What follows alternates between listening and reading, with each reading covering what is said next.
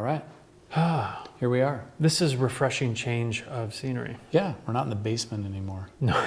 Quinton, Yes, welcome. Sir. Thanks for being here. You betcha. Thanks for watching, you guys. It's been a great year. We're ending our 2023 year here at Music Villa.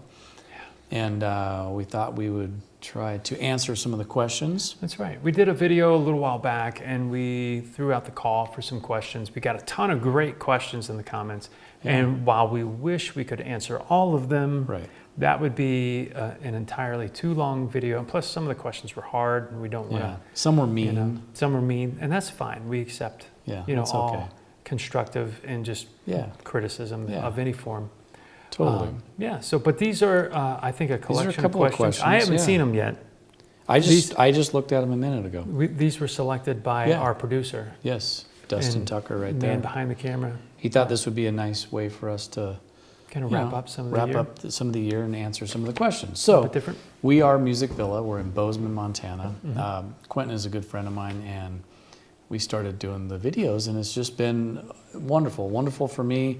I love the way you do the videos. I love the way you play the guitar. You're very kind. And we play in a band together too sometimes. Yeah, no. So it's fun. I mean, I actually like you. This isn't just like something. I'm not some employee that is forced to sit here and pretend I like doing this. I actually really enjoy it. And who wouldn't love playing the amazing diversity of guitars that you throw in my lap every other week or so? It's pretty fun. And you're a pretty good guy. Well, thank you. I appreciate you. Yeah. We play in a bluegrass band together, kind of a rockabilly bluegrass thing. We do a few different variations of that. We play in a wonderful hair metal. We're in a hair metal band. You wear a wig, and we play like all kinds of 80s rock metal. You point at me immediately and say, you wear a wig. You wear a wig. I do too, but it's fun, and it's a joy to play with you, and I always enjoy it. Thank you.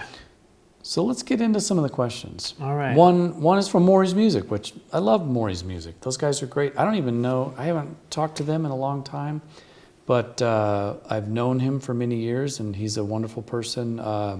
Thanks for all you do. What are your favorite guitars when the cameras aren't rolling? Oh. So do you want to take that one, or do you want me to? Why don't you take it? Because so I own the store. I sell the guitars, but so there's just different reasons to love a guitar. I think it's like it's like people. You can love people for different reasons. For me, I wouldn't. I'm kind of a Martin guy. I have a certain degree of loyalty, but the reality is I'm looking for tones and function, and a different guitar might fit a different function, which might be a big bluegrass dreadnought, or it might be a slightly more sensitive OM, I would imagine by doing the acoustic letter and doing these videos, you probably opened your mind to a lot of guitars you would have never thought of as pretty cool. Yeah, well, I mean, I've owned a lot of guitars off and on, and I love my HD28, but the CEO7 is still my go-to guitar. Has been since I grabbed it from you. It's a good one. I love that one for the versatility, the playability. Adirondack spruce on the top. It's got the small body. It sounds great, plays great.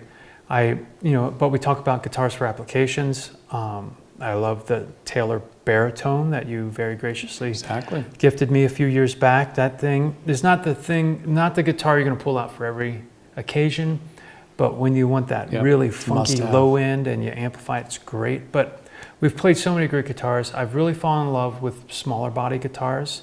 You can't love just one guitar, I don't think. It goes to my video of, which we haven't done yet, my video that I'm gonna do. I keep promising to do. You have a vision? I have a Desert Island 12 guitars, but then it all of a sudden ended up at 24. Yeah, see, that's the problem. I'm a hack of a guitar player. I love guitars. Mine's gonna be like, my favorites are all of them. There's so many. Say your go-to. And I'm not saying that from a sales standpoint, because even the guitars that I don't love, someone walks in here and they're like, "That's the best guitar I've ever heard." I'm like, "Okay, that's good." It is subjective. The question was for us, so I would say I love my CEO7. Okay, that would be my go-to guitar. Yep. If I had unlimited resources, I've got the Taylor baritone. I've got a dreadnought. If I were to add something that I think is really unique that I love, every time I play one, I'm like, these are amazing. Be any of the Turs. guitars Those that are we've cool. played. Yep. See, But they're unique. They're not. They are again, unique. they're kind of specific. that's the thing. You have your bread and butter, and then you've got all these other guitars. There's so many. It's so much fun. That's why I have a fun job. I love it every day.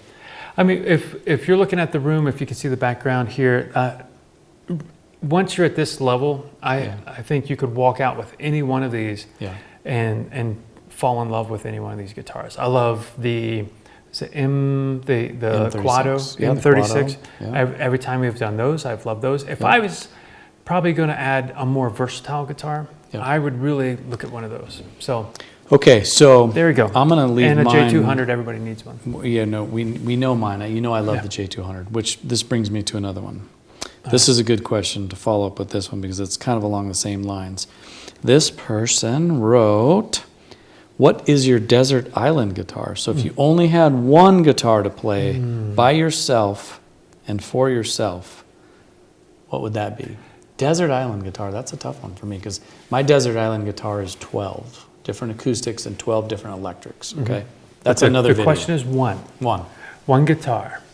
That's really tough because now I'm starting to think like, all right, how is it going to hold up to the environment, all of these factors? See, such a scientist. yeah, every I'm time. weighing like, the corrosion on the metal strings. Would I want to go nylon string because it might last a little longer, but like be a firm nylon instead of one of the really delicate balsa wood type high end? See, I'm the guy that just jumps in. I don't think about all that stuff. So, like I mean, you do. I could be kind of, snarky and say I want a rain song or a graphite, right? It's because it's so it gonna doesn't get survive. ruined. Yeah, it does. Yeah, So it's okay. going to be there. Who knows Forget how all long that. it's Say gonna the be there. conditions are perfect on the island. Okay. What guitar are you going to bring? I already know what it is. I would say it's my CEO7 at this Really? point. That's what I was just going to because I'm say. loving it. I You would thought say it was the going to be like HD28. I thought it was going to be your HD28. But see, the experience here is understanding that I could fall in love with lots of other different guitars. The CEO7. If I'm by myself, I don't have to compete with banjos or anything. So CEO7 on the Because island. it's a perfect little Okay. one-man show So kind that's of guitar. your final answer? I think it is. All right.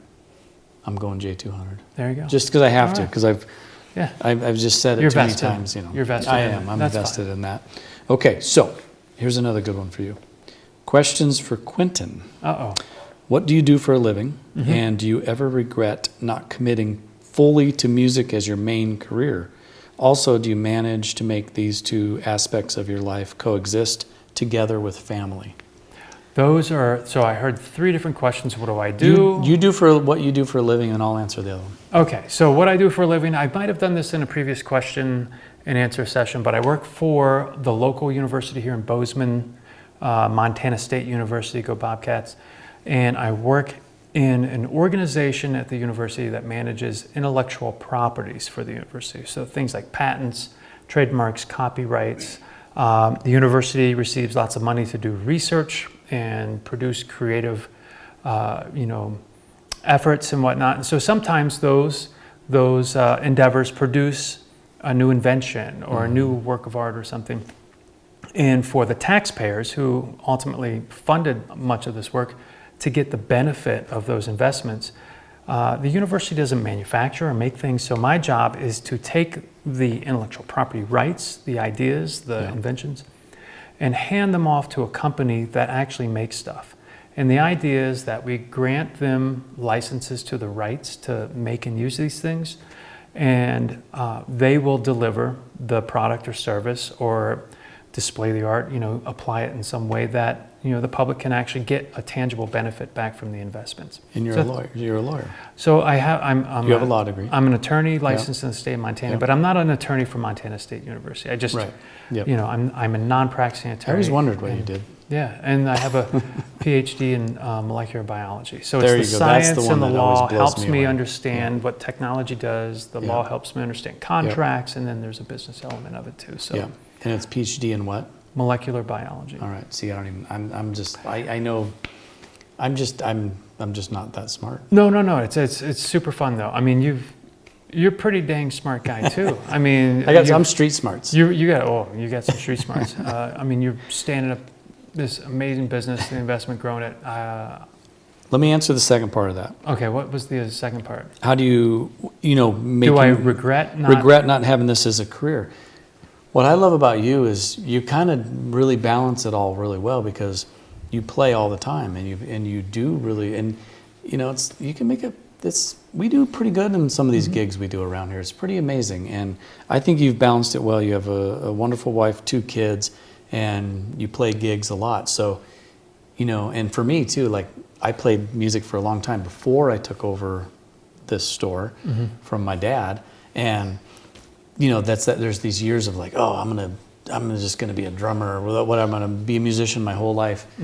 But then once you realize you're happy doing both, it's all good, and that's how I feel. I love doing gigs, and I love being in the business. So to me, it's not no regrets. I like it. So both. I think we both maybe followed in our father's musical influence to a certain extent. You know, my dad was a musician, and for a little while I had the great honor of playing with him in some bands, which was really depressing to realize, because I was really young and I was playing with all these old guys who were like 30 and 40.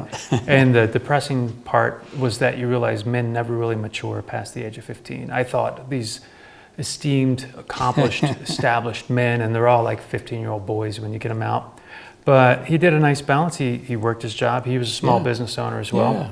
And then on the weekends, we did the Weekend Warrior thing. And I think I was always afraid that once you turn your passions into work, sometimes you might lose the passion. They don't become quite as fun. That is true. And so I can always protect my ego and have all the pleasure without having the dependency of having to extract, you know, a living out of playing music. So I get all the fun without. And you play a some lot. of the You pressure. do a lot of solo gigs, and you fill in with a lot of different people. So it's pretty cool. The last one, I think you already mentioned the last one. How do we balance that all together? Yeah. And it's, you know, we both have very seasoned band wives who you know, they've resigned themselves to the fact that we're going to be gone certain weekends, and so it was tough in the beginning for me. Like, I was gone a lot on the weekends, but we were starting a family and we needed the money, and I was playing gigs, and then later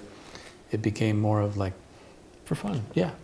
Well, the funny thing is, like, my joke is always, you know, she marries you because you're this guitar player and you're so cool, and then usually that's the same reason she divorces you.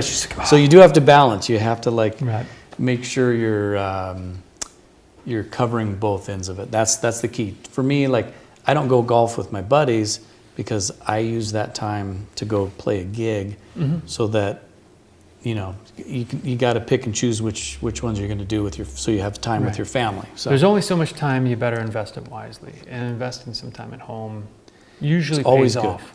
Usually pays off. Yep. Okay, this is kind of a similar one, but what is your dream guitar? And how is Paul coming along with his guitar playing? Okay. What is my dream guitar? We just did a Kevin Kopp, I think it was a Nick Lucas model. Yeah. And, you know, I was traditionally a lover of dreadnoughts. I love my HD28. It's custom with some features that I really dig. Yeah. But as I've grown to really appreciate smaller body guitars with punch. Yep. In fact, we just did an Eastman, I think, slotted headstock 12 fretter, small body parlor. that had a wonderful deep punch. I always imagine that there's a really lovely deeper body. That was cool about the Kevin Kopp Nick Lucas models. It's deeper, right? You know, so you keep the OM or LOO, LG. I forget which one model it is. LOO of which Gibson, one? The Gibson the models. LOO. And so you keep the small playability, maneuverability, but you get some depth and boom out of it. Well, the beauty of a dream guitar is, like, every night is, and it's made of solid gold, I have a different dream, right? You know, I have a different dream every night. So, and how's my guitar playing coming? Well, you've got GC and D mastered. I got 3 chords down really good, and I know I should be so much better by now. What's scary is when I watch you use that wicked thumb technique to strum. It's like, to me, I have a thumbnail of tortoise shell. Yeah, that's what it is. That's what it feels. It sounds like it. I'm not good. let's just put it that way. But I love guitars, and I play them every day. I look at them every day. But do I go home and sit down and practice guitar? No. I'm gonna admit that because because I got too many other things going on. Yeah, you're a busy guy. You got all these other things, but I'm you extremely busy. It's funny because Paul does love guitars, and your passion for them is palpable. We were playing one of our hair metal gigs, and I was playing this Ibanez with the Floyd Rose, and because it got do the dive bombs and whatnot. And Paul's like, "Do you have a backup guitar?" I'm like, "Well, I was thinking about this." She's like, "I got one for you." Yeah, I do. I love it. I do love it. And you pulled out that sweet, beautiful Kramer, was it? No, Schecter. Schecter, Yeah. that's it. Yeah, this wild, kind of shreddy guitar looking thing with a kill switch and all the bells and whistles. I do love guitars. I have a little collection of my own. Yeah. Besides what's here, I stash a few things here and there just because I just love them. Yeah. Okay, let's see here. Where are we at? Paul, what inspired you to take up musical instrument retail, and what keeps you inspired today? That's a great question. This is like a NAM question when you're sitting on a panel or something. Well, I'll tell you, I was always into it. I worked here as a kid. My dad owned the store downtown, small store. I worked there for a while. When you were a kid, so we're talking 50s? 15, 16. 1960s, 50s? Yeah. Sorry, I was just... Yeah. No. Looks like it. But, no. And then I went out and I joined a band, and we were on the road, and I lived in Boise and Seattle. What kind of music did you play? I moved back. I played all kinds of stuff, but mostly like 80s rock. Yeah. Grungy, metal. Yep. A little bit of all that. Played metal until grunge came out, and then we were the biggest losers. You evolved with the times. Yeah. We became losers overnight when grunge came out, but that's how it was here in the Northwest. You traded your leather for flannel. Pretty much. Nice. Oh, we got to show some pictures. We got to show pictures of my hair days and your hair days. Your hair days are amazing. It's depressing. You had some big hair, that's for sure. I remember that. All right, so but you what moved keeps into me retail. Inspired today? I moved back. I took over the store from my dad. We worked there for a while. We moved it into this location, and I'm inspired by guitar. I love guitars. I absolutely love them. I'm inspired every day when I come in here. There's 20 boxes a day that come in the back door, and I'm like, trying to rip them open before the shipping guy does, and he gets mad at me, and I just want to see them, and what I think makes Paul great as a retailer and what keeps him inspired is the love of the instruments, and it's clear to me because I'll come in and every time I come in, if it's even when I'm just coming and shopping for my own needs or whatever, Paul's like, "Oh, you got to check this out." Yeah, and because he just. You love exciting. The instruments. I do. I love it. You like to see people paired with an instrument. And here's the thing about guitars. When people say, "Well, you guys are just selling guitars," it's like, yeah, we are selling guitars. But I'll tell you this: me and none of the guys that work here will sell you anything if we don't believe in it. That's just the thing here. You can tell which stuff sits here forever that no one cares about, and that'll sit here forever until someone will come in and like it. But we sell what we believe in, and that's that's what we do.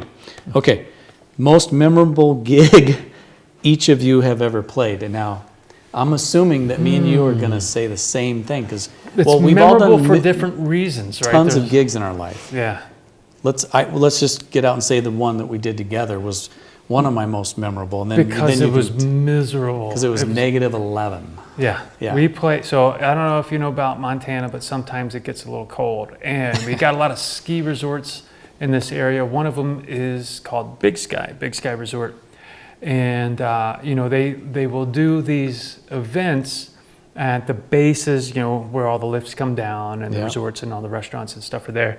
And for whatever reason, it was I think a tequila sponsor, right? So they set up the stage. You can imagine all the stages you've seen for outdoor events, not huge, but big enough, and the risers and lights and all this stuff. Yeah. And they had these little heaters on the side which didn't do anything. These little tiny heaters, and the wind was blowing. There was no cover. It was I couldn't feel my fingers. I don't know how you did it. And to move. And the best part was we had these heaters, and the wind was blowing. You could see the waviness of the heat, Yeah. And you could see it's like right here, but you could see the waves going that way because the wind was blowing across, and you couldn't even really feel it. Yeah. You played with gloves on. I did, and boots and hat, everything. I was lucky.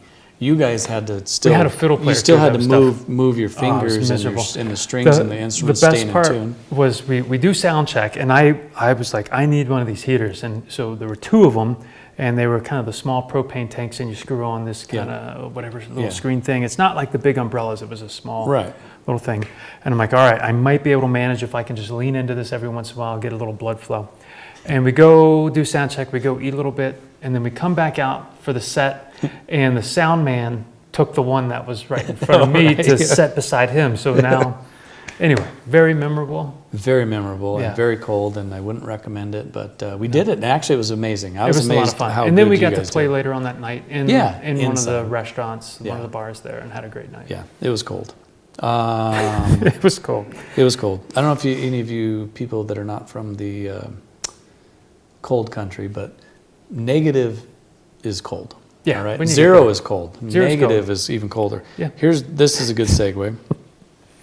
This person writes, I'd like to know what winters are like in Bozeman. Oh yeah. And is it a good place to move as a gigging musician? That's a good question, and the answer depends, right? What winters are like is variable. Yeah. Last year at this point, we already had a substantial dump of snow. This year, we don't really have much of anything. Yeah. So winters can traditionally be very cold. Yeah. Not as cold as they used to be, but they're still very cold. Yeah. But Can be it's very dry. snowy, very cold. It's a dry cold. We get a lot of sunshine. It's nice. So it is. It's nice. just long. It's a long winter. Yeah, it's about 6 months. It feels. Yeah, like. 6 months of winter, maybe 7. And, in the gigging musician thing, I'll tell you, there's a lot going on.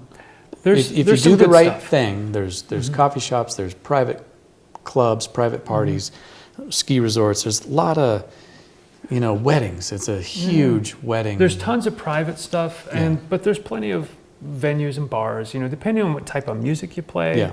There's some genres seem to market better here. Yeah. Acoustic bluegrass is still, and acoustic music does well because the weddings you don't want drums because they're obnoxious. No offense. That's not true. But it kind of depends. Montana's a big state. There's a huge diversity. Towns like Bozeman are very cosmopolitan now, so it can be kind of swanky. We got a few of those, but the vast majority of the state are very small towns. Yep. So I think the gig opportunities depend on where you move Depends on your and what type of genre you like to play. Yeah. But there's a lot of wedding gigs here, I'll tell you that. This is a good one too, right in conjunction with this. Mm-hmm. With winter coming up, can you guys go over what you do to protect your guitars, your acoustic guitars? That's a great question. So we always talk about humidification because the climate here, the relative humidity is very low relative. I grew up on the East Coast, Mid-Atlantic in Maryland, and it's very humid there. Absolutely not the case here. When you first get out west, you'll notice quickly that your skin is kind of, dry. Super dry. Your lips chap up. It's like you're constantly losing moisture out of your body, and your guitars are doing the same thing. Yeah. They're bleeding humidity into the environment because it's so dry. So in prepping for the winter, depending on the type of heat you use, we've got forced air, we've got a fireplace, so we have to be extra conscious of maintaining some type of humidity. Yeah, this whole store is humidified. Right. We pump it through the vents. So that means, for myself and my guitars, I have an office where I'll hang them up. Yep. And for some of them, I'll use the sound hole humidifiers. Yep. And I will use a cool mist humidifier in this space to keep it up. And I've keep got that door one of closed those and keep it. And then you have a gauge. hygrometers. Yep. Yeah. So Put a that's what I gauge do. in your house. Know what your humidity is. So when you walk in the door, you can. We got a lot of sponges. We put those in the guitar cases. If you have a bunch of guitars, you want to put a humidifier in that room. Mm-hmm. When I sell a guitar, we preach. Mm-hmm. Humidify your guitar over and over and over again, and no matter what, people come in and go, "Oh, I was humidifying it," and it's like, why is your sponge dry? Why is your guitar caved in? Yeah. It's a problem. I confess that's what happened to my Martin. I mentioned this when we reviewed my HD28, and our wonderful local luthier. We've got Kevin Kopp, but another wonderful luthier, Marcus Engstrom. I took it to him to see what he could do, and he kind of resurrected it a little bit, but man, did he very politely but firmly just talk to me for 10 minutes about humidification. Yeah. I'd say he chastised you a little bit. That's a better word for it. Yeah. So it is a real thing. Please humidify your guitar, or you're gonna see some ugly results. It can happen in like a second here. It's like really one day it's like shocking. you don't even know, and then all of a sudden it's 10 below, and boom, your guitars are cracked. It happens so fast. So you got to be on top of it. Do it up. One more question here. Favorite boutique guitar brand? Oh, Kevin Kopp. Well, yeah, I would say Kopp. And it's not just brand loyalty or local he's home local, team guy. but it's good stuff. But it's because I really like his guitars. I do too. That Nick Lucas is Yeah, awesome. they're really good. We don't sell a lot of other boutique ones here, but we get a lot of them in. You know, there's They always come in cool through, stuff. We get Santa Cruz, consignments and Bourgeois, whatnot. Yep. Callings.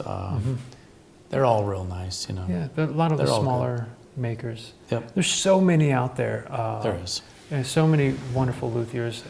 Custom Shop Martins. I Yeah. love those. That's Those not are- boutique, but I still love them. I'd say I'd go with Custom Shop Martins. Yeah. too. Yep. It's good stuff. Yeah. Anything else, Quentin? What do you want to talk about? Anything you want to say? No, I just want to say That was just a few of the questions. Yeah, we really appreciate everybody that took the time to type a question in. We apologize that we can't get to them all. Some of them are technical, and hopefully their responses, I haven't been back there too much because I didn't want to bias it and start thinking, we're doing this pretty spontaneous, so we don't have canned answers. But I just want to thank everybody who's been watching the videos and leaving comments, and I love the opportunity to play guitar. So thank you for giving me the justification to keep coming back in every other week or so and play all these awesome I know I instruments. appreciate you, and the viewers do too. I think I love the way you demo the guitars You're for very me, since kind. I can't do it very well. Yes, we know you And, have many viewing options on YouTube, Yes, so there's a lot. we appreciate your viewership, and hit the like and subscribe if you want to, but we're no pressure, no big deal. Yeah. I love that we get to create what I feel is like something of a community Yeah. online. That's So, a good point. That's what, going back to what inspires me, with the music store and stuff. I like the community building. A lot of it's gone now with the internet and all the, a lot of the younger generation, is all they know is what they do on their phone. And we've always had a community here. We've had a bulletin board for musicians and different bands, and you build a community, and it pays off, and you give to your community. You donate to your local, schools and whatever. You give people.